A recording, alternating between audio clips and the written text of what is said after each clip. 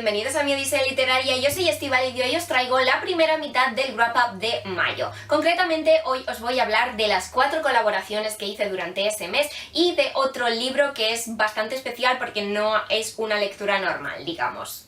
Y el primer libro del que os voy a hablar es Un marido inventado de Julia Quinn, que es la segunda parte en la tetralogía de los Rockesby. Nos habla de Cecilia Harcourt, una joven inglesa cuyo hermano está en la guerra en Estados Unidos y desaparece. Cuando su padre muere y sus únicas opciones son mudarse con la tía solterona o casarse con su primo, al que detesta, Cecilia elige una tercera opción que nadie le había planteado, y es coger un barco, cruzar el Atlántico e ir en busca de su hermano. Pero cuando Cecilia llega a América no hay ni rastro de su hermano, nadie sabe qué le ha podido pasar. Al que sí encuentra es a Edward Rockesby, el mejor amigo de su hermano, que está en coma. Cecilia decide quedarse a cuidarle porque es la única conexión que tiene con su hermano, y Edward Rockesby cuando despierta tiene amnesia, no recuerda nada de los últimos 3 meses y aún menos recuerda a la mujer que afirma ser su esposa. Ha sido una historia súper tierna y una de las primeras cosas que me han gustado de este libro es que nos propone un cambio de escenario que me ha parecido muy interesante, me ha parecido un soplo de aire fresco, porque la mayoría de estas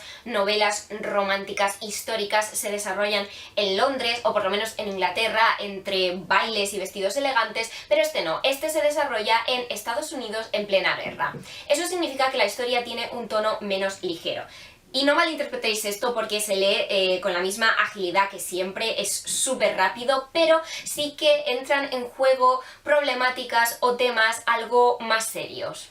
Las preocupaciones que tienen los personajes aquí son bastante diferentes a lo que yo estoy acostumbrada a ver en este género. Las circunstancias que rodean a la desaparición del hermano de Cecilia, a la pérdida de memoria de Edward, todo ello supone un punto de partida bastante diferente y bastante más serio que otros libros de la autora.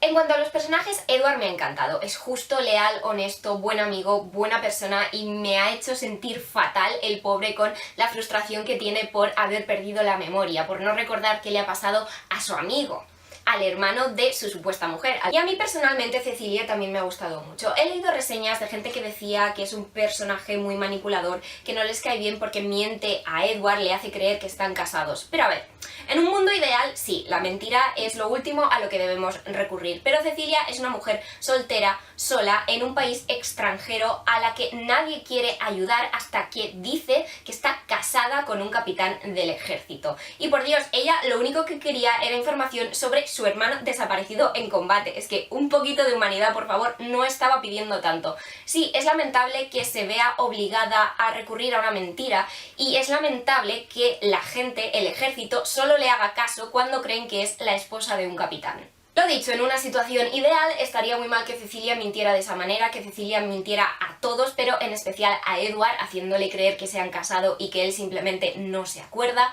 pero no es una situación ideal. Además, no es que Cecilia esté mintiendo alegremente a todo el mundo, se ve los remordimientos que sufre página tras página, se ve que eso es un lastre para ella, porque es una persona decente, no le gusta mentir, y mucho menos le gusta mentir a Edward, pero necesita saber qué le ha pasado a su hermano, porque es el único familiar que le queda.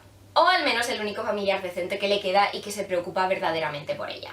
La relación entre ellos me ha parecido muy tierna y bonita. Sí que es verdad que ellos no se habían visto en persona hasta que Cecilia va a América, pero habían intercambiado pequeños fragmentos, pequeñas frases en las cartas que ella le enviaba a su hermano. Edward siempre añadía unas líneas para Cecilia en las cartas y Cecilia añadía unas líneas para Edward en las cartas que dirigía a su hermano en el frente. Por lo tanto, que su relación empezara a fraguarse a través de esas cartas creo que es una base muy bonita, una base que la historia necesitaba para que no se base solo en la atracción física o en la mentira de que están casados, pero la verdad es que tal y como está hecho me ha gustado mucho. Y además del cliché de la relación falsa también está el famoso solo hay una cama, y si con eso no os entran ganas de leerlo, yo ya no sé qué más deciros. Y a continuación tenemos La Orden del Dragón de Jane Bennett, una novela juvenil histórica ambientada en los años 30 del siglo pasado, que nos habla de Theodora, que es la hija de un cazador de tesoros o de reliquias,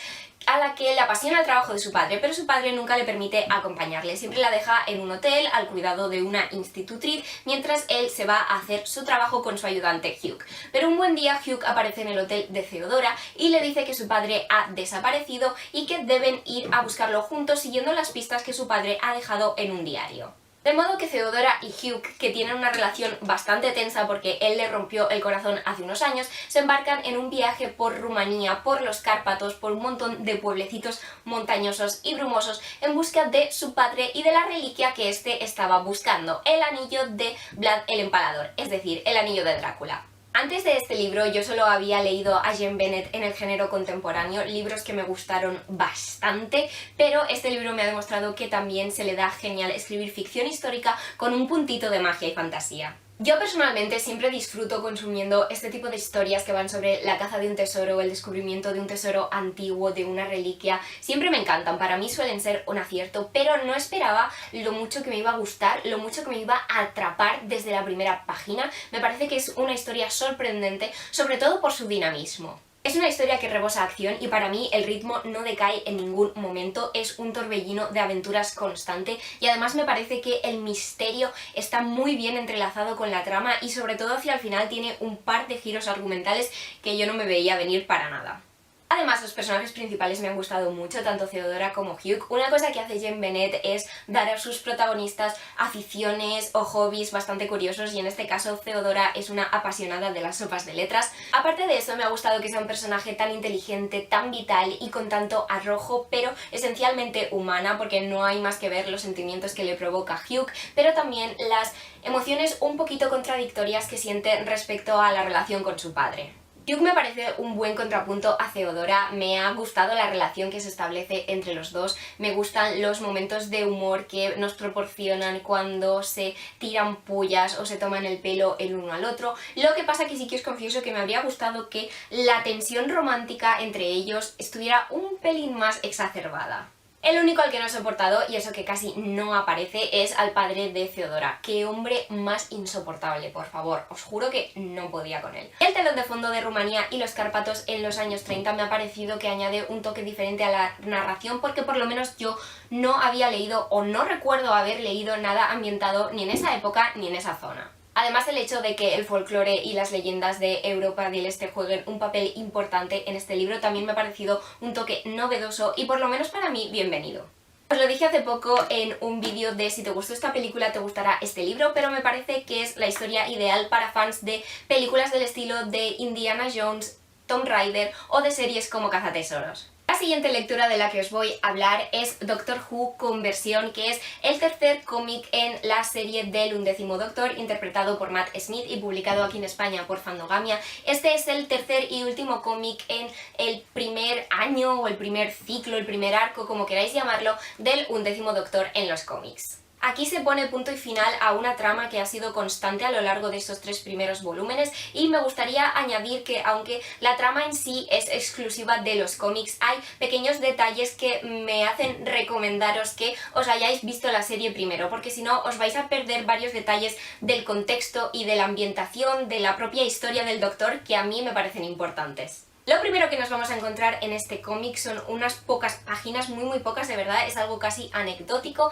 pero con una historieta que está relacionada con los libros y que por ese motivo me ha gustado, pero no tiene mayor relevancia. Después de esa primera mini historia que os he comentado, en el resto del volumen vamos a ver cómo el Doctor se enfrenta a los remordimientos y a las consecuencias de lo que ha hecho y lo que ha pasado en los volúmenes anteriores. Por lo tanto, es un cómic que hay que leer en orden, porque si no, no os vais a enterar de nada. Y como os digo, el Doctor se va a enfrentar a las consecuencias de lo que ha hecho y son consecuencias de bastante peso. El Doctor no va a saber cómo arreglar las cosas y va a perder la esperanza, que es algo que, aunque él siempre intente ocultar, los que somos fans de la serie sabemos que es algo que le pasa a menudo. Sin embargo, como siempre, el Doctor recordará que no viaja solo por una razón y es que los amigos pueden ayudarnos en nuestros peores momentos. Aunque el desarrollo es mejorable en algunas escenas, me ha parecido en general un cierre de trama bien pensado y efectivo. Además tiene ese aire de fin de un ciclo, fin de una era. El Doctor se despide de algunos de sus acompañantes y después de entre todo el tiempo y el espacio decide ir hacia adelante.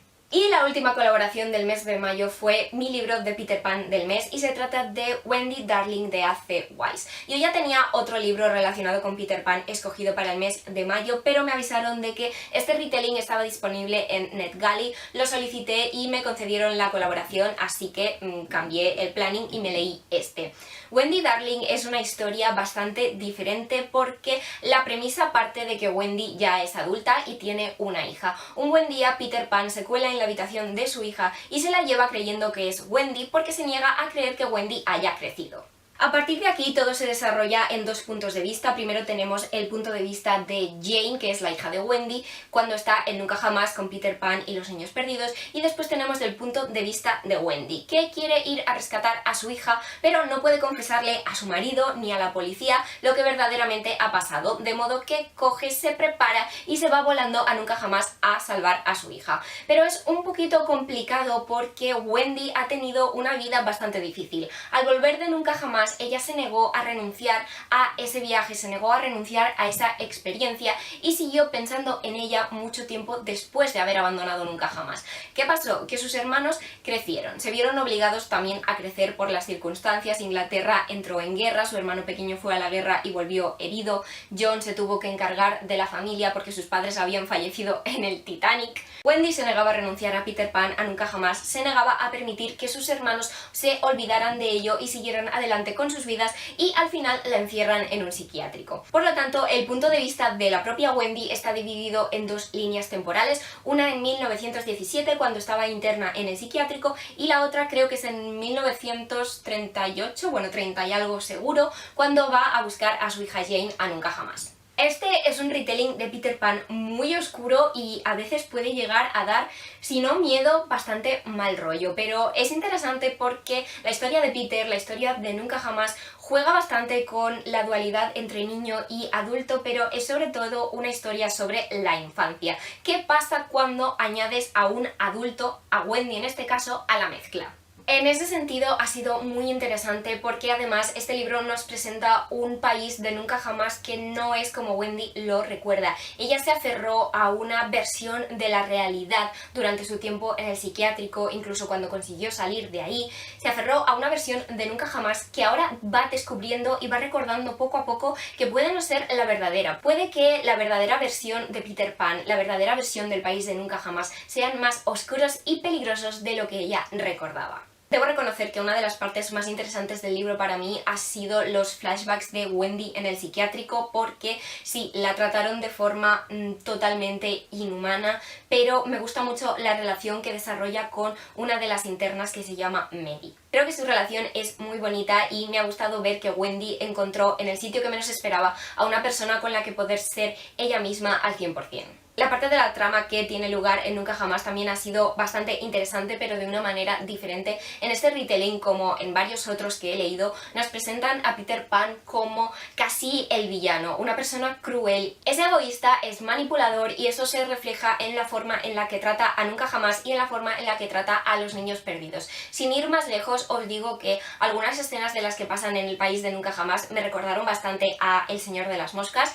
Así que creo que con eso os podéis hacer una idea si habéis leído ese libro. También me ha gustado la historia que la autora o autor, la verdad es que no tengo claro A.C. Wise a qué corresponde, pero me ha gustado la historia que se ha inventado para el pasado de Peter Pan. Lo que pasa es que me han faltado bastantes detalles. Me han faltado detalles en la construcción de ese pasado y luego me han faltado detalles al final. El final, para mi gusto, es muy apresurado porque además en ese final entra en juego ese pasado, esa historia de Peter, su verdadera identidad, su verdadera esencia, digamos, pero las cosas para mi gusto no han quedado en absoluto bien explicadas. Se ha corrido demasiado, me ha faltado información y fue un poquito decepcionante. Por otro lado, me ha gustado que la historia introduce a un personaje aromántico, me ha gustado que se toquen un poco temas como la misoginia o el racismo, y también me ha gustado que respecto al marido de Wendy ha sido bastante original, no ha ido por el camino más obvio, no ha ido por donde yo esperaba y eso ha estado bastante bien. El libro me ha gustado, está bien escrito, lo que pasa es que no va a entrar en mi top de retellings de Peter Pan, quizá principalmente, y más que por el hecho de que me falta información al final o porque ha sido apresurado, sino por el hecho de que es una historia bastante oscura y esas no suelen ser mis favoritas. Y para acabar, os he comentado que el último libro del que os hablaría no es una colaboración ni una lectura normal, y es que se trata de Sky Hunter de Mary Lou, y el caso es que es la última traducción que he acabado. Sky Hunter nos presenta una realidad distópica en la que los humanos están divididos en varias naciones y hay una nación, la Federación, que está en guerra con todos los demás y va conquistando sistemáticamente todos los territorios. La única nación libre que queda es la nación en la que está Tallinn, la nación en la que se refugió cuando atacaron su propio hogar. Tallinn ahora es una golpeadora, una guerrera de élite de ese país que es el único que resiste los ataques de la Federación. Pero están perdiendo la guerra. Están perdiendo la guerra porque la Federación utiliza unas bestias monstruosas llamadas fantasmas para atacar y conquistar a las demás naciones. La única esperanza de Mara parece ser un prisionero que capturan en la frontera con la Federación. Tallinn sospecha que ese prisionero es más de lo que aparenta, pero no sabe si se trata de un espía o qué secretos oculta. Lo que Tallinn sí sabe es que está dispuesta a luchar hasta la muerte para defender a la gente que quiere y a la última nación libre de la Tierra, con o sin el chico que podría ser el arma decisiva para vencer a la Federación. Como os he comentado varias veces, no me gusta demasiado puntuar o reseñar los libros que he traducido, por lo menos en general, ha habido alguna excepción, pero en general es algo que me cuesta porque creo que no puedo ser...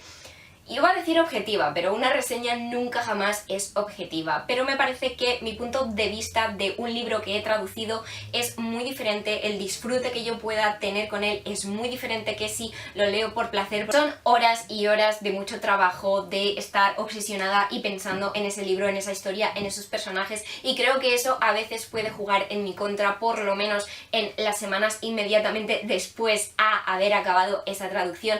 Por lo tanto, no me gusta contaros mi opinión, pero bueno, sí que me gusta comentaros que es un libro que he traducido para que lo tengáis en el radar para cuando salga publicado, que Puck ya ha anunciado que saldrá en septiembre de 2021. Y eso es todo por hoy, espero que os haya gustado, contadme cuál de estos libros os ha llamado más la atención o si ya habéis leído también alguno de ellos. Y si os ha gustado el vídeo, si os gusta mi contenido, sabéis que me apoyáis y me ayudáis mucho si dais like al vídeo, si os suscribís al canal, si dais a la campanita y si lo compartís con alguien a quien creáis que le pueda gustar. Eso es todo por hoy, muchas gracias y hasta la próxima.